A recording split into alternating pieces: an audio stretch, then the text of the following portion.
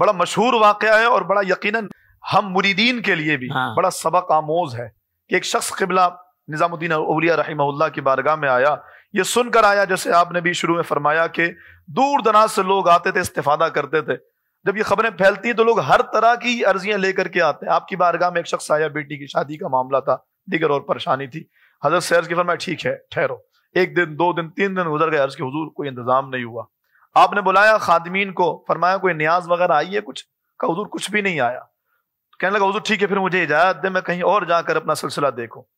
آپ نے فرمایا اچھا ٹھیک ہے، اب مہمان کو خالی ہاتھ بھیجتے اچھا تو نہیں لگ رہا، ایسا کر یہ نالین میری تم لیتے جاؤ. اچھا ویسے تھا عقیدت مند، چلو نالین ہی ملی ہے تو رکھ لیتے ہیں، لیکن دل میں یہ خیال تھا اس نالین سے کیا ہونا ہے میرا، اور اس نالین کو لے کر میں کیا کروں گا. بہرحال اس کو رکھ لیا اور رکھ کر کے چل پڑا. اور یہاں قبلہ نظام الدین اولیاء رحمہ اللہ کے مرید صادق، اب مرید صادق بھی ہو تو ایسا ہو پھر کیا کہ آپ کو بادشاہ وقت نے بہترین شاعری کرنے پر زبردست قسم کے انعامات سے نوازا. اور اس دور میں جو کرنسی چلتی تھی چیتل جس کو کہتے تھے، 5 لاکھ چیتل کا انعام ہیرے جواہرات لے کر کے آپ رحمہ اللہ آ رہے تھے. اچھا حافظ صاحب، میں اس بات کو بتانے سے پہلے میں پڑھتا بھی ہوں تو مجھے یوں لگتا ہے کہ شاید لوگوں کے ذہن میں یار یہ صرف قصے کہانی ہے، کیونکہ آج وہ مریدین پائے نہیں جاتے. میں اگلا سوال میرا یہی تھا کہ آج بھی اس طرح کا ماحول، آج ارادت کا وہ تعلق ہی نہیں ہے. آج تو پیر صاحب کے پاس آئے اس لیے کہ جاب لگ جائے، بیٹا ہو جائے، اولاد مل جائے، کاروبار ہو جائے، دنیا کے لیے آئے. اخروی منفعت کی تو سوچ ہی نہیں ہے کہ مرید اس لیے ہوئے کہ ایمان سلامت رہے، مرید اس لیے ہوئے کہ حضور کی نظر رحمت ملے، مرید اس لیے ہوئے کہ دین پر استقامت ملے. تو وہ یہ کوئی قصے کہانی نہیں، یہ ہم سب کے لیے سبق ہے کہ جب بندہ وہ درجہ لیتا ہے جس کو ہم کہتے ہیں فنا فی المرشد، تو بندہ اسی طرح سے دور سے خوشبو بھی محسوس کرتا ہے اور پیر کی جوتی کو اپنے سر کا تاج بھی بنانا اپنے لیے اعزاز سمجھتا ہے. میں عرض کر رہا تھا قبلہ امیر خسرو رحمہ اللہ تشریف لا رہے تھے، ادھر یہ شخص سرائے خانے میں آرام کر رہا تھا. اچانک سے امیر خسرو بے چین ہو کے اٹھے، فرمایا مجھے مرشد کی خوشبو آ رہی ہے. کہا حضرت آپ کے مرشد دلی سے بھی کئی کلومیٹر دور ابھی ہیں، یہاں کیسے خوشبو آ رہی؟ نہیں آ رہی ہے. اور پھر صرف خوشبو نہیں آ رہی تھی بلکہ وہاں تک پہنچ گئے، اس بندے تک پہنچے، سو رہا تھا، اٹھایا. کہا تم کہاں سے آ رہے ہو؟ کہا حضور نظام الدین اولیاء رحمہ اللہ کے دربار سے. کہا کوئی پیر صاحب نے کوئی چیز دی؟ کہا حضور میں گیا تھا اپنی عرضی لے کر، اپنے مسائل لے کر، کچھ تھا نہیں تو انہوں نے یہ اپنی نالین دے دی ہے. کہا پیر صاحب کی نالین؟ اللہ اکبر کبھی. آپ نے وہ نالین اٹھائی، چوما، اپنے سر پہ رکھا. کہا بیچو گے؟ کہا ہاں بالکل، میرے تو کسی کام کی نہیں ہے. کہا کتنے میں؟ کہا تم بتاؤ. جو وہ شخص تھا جس کے بعد نالین، تم بتاؤ کتنے میں؟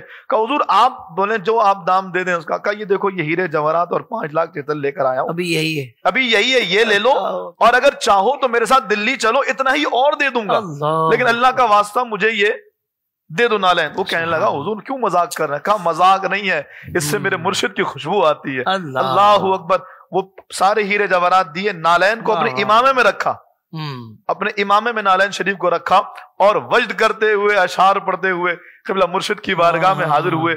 مرشد پہچان چکے تھے، فرمانے لگے امیر خسرو آج بڑا خوش نظر آ رہا ہے، وجہ کیا ہے؟ کہا حضور آج تو رقص کرنے کا دن ہے. وہ کہتے ہیں نا جو سر پہ رکھنے کو مل جائے نالے پاک حضور تو پھر کہیں گے کہ ہاں تاجدار ہم بھی ہیں.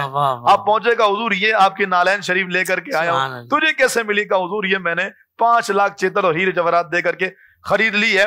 کہتے ہیں کہ تو نے تو بہت مہنگے داموں خریدی ہے. کہا حضور یہ تو میرے پاس اس وقت موجود تھے، اگر ساری دنیا بھی کوئی مرشد کے نالین کے لیے مانگتا نا، میں ساری دنیا مرشد کے نالین پہ قربان کر دیتا.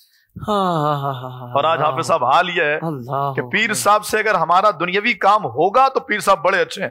جہاں پیر صاحب نے کہا کہ داڑھی کیوں نہیں رکھی ہوئی تم نے، یار یہ تو بس داڑھی کیوں نہیں رکھی، نماز کیوں نہیں پڑھتے ہو، حالانکہ ارادت کا مقصد یہی ہے کہ بندہ اللہ کے قریب ہوتا ہے. اللہ اکبر. حضرت آپ نے ایسی بات کر دی ہے، لیکن میں کبھی کبھی سوچتا ہوں کہ یہ جو ہمارے دنیاوی اعتبار سے جو بڑے لوگ ہوتے ہیں، ان کو شاید اندازہ نہیں ہے کہ اللہ والوں سے، دیندار لوگوں سے، علماء سے، ان سے تعلق کتنا ضروری ہے.